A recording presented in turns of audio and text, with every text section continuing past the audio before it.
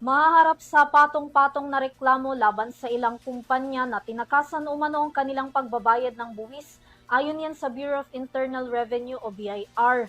Ang isang kinasuhan may kinalaman sa pagpapatakbo ng iligal na pogo.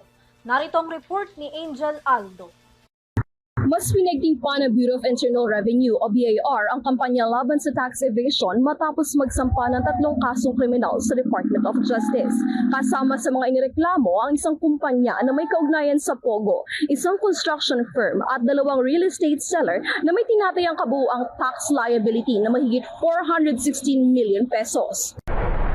Sa ilalim ng Run After Tax Evaders o RATE program, inireklamo ng BIR ang isang kumpanyang may kaugnayan sa Philippine Offshore Gaming Operator o POGO, isang construction firm at 2 VAT-registered na nagbebenta ng real estate dahil sa umunoy paglabag sa National Internal Revenue Code.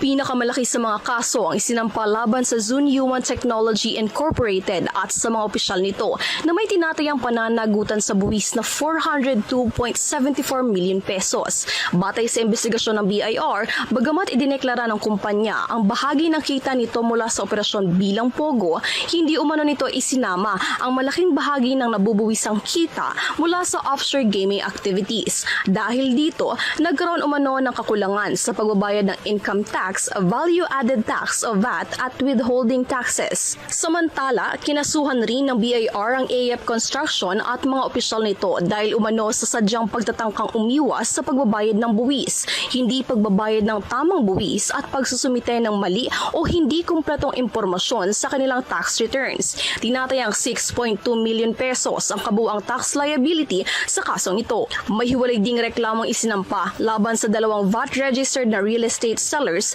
dahil umano sa hindi pagbabayad ng tamang buwis at pagsusumite ng maling impormasyon sa kanilang tax returns. Tinatayang 7.31 million pesos ang kakulangan sa income tax at VAT na natukoy ng ahensya. Ayon kay BIR Commissioner Charlito Martin Mendoza, patuloy nakakabulin ng Bureau ang mga individual at kumpanyang sadyang umiiwas sa pagbabayad ng tamang buwis, anuman ang industriya o paraan ng kanilang operasyon.